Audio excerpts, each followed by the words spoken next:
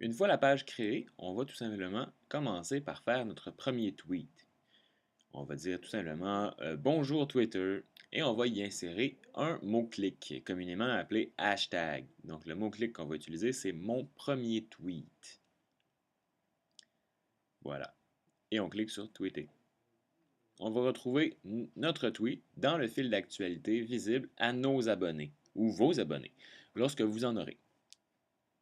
Donc, si vous appuyez sur le mot-clic Mon premier tweet, vous verrez apparaître tous les messages sur Twitter qui contiennent le même mot-clic. Inspirons-nous maintenant des autres centres bénévoles qui sont déjà sur Twitter. Donc, on peut aller dans Centre d'action bénévole et on va cliquer sur Personne, un peu à gauche dans le menu. Donc, si on clique dans Personne, on va arriver par exemple au Centre d'action bénévole de Charlesbourg, avec qui vous êtes partenaire. On se rend sur leur page, on peut consulter leurs publications et même retweeter à nos abonnés les messages que l'on trouve pertinents sur leur page. On va s'abonner.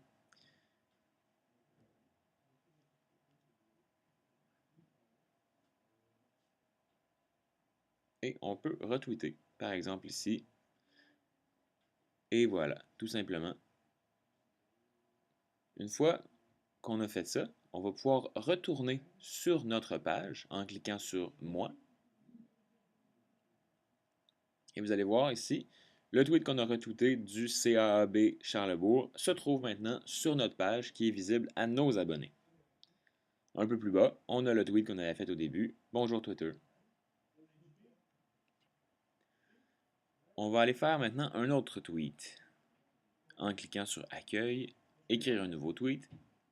Donc ici, par exemple, le Centre d'action bénévole remet des certificats aux personnes qui leur auront soumis leurs heures de bénévolat accomplies pour reconnaître leur implication. On inclut un lien vers la page qui explique le processus qui permet de contacter directement le CAAB. Le problème, c'est souvent qu'il faut le faire en 140 caractères. Donc, envoyer un message avec si peu de caractères, c'est compliqué. Donc, on va essayer de réduire le plus possible le message qu'on veut envoyer en coupant des mots, en faisant des abréviations ou tout simplement en simplifiant notre message. Une fois qu'on a simplifié notre message le plus possible, on va aller chercher le lien qui va aider les gens. On va d'abord simplement le copier.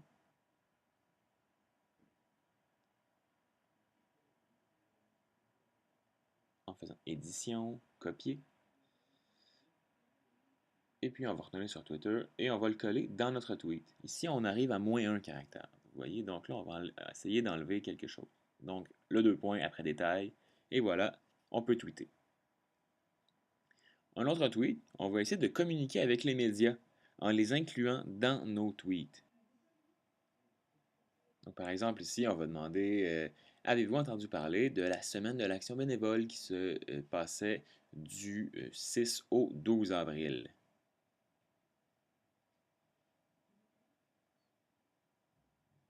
Et on va ici taguer Radio-Canada. Et voilà.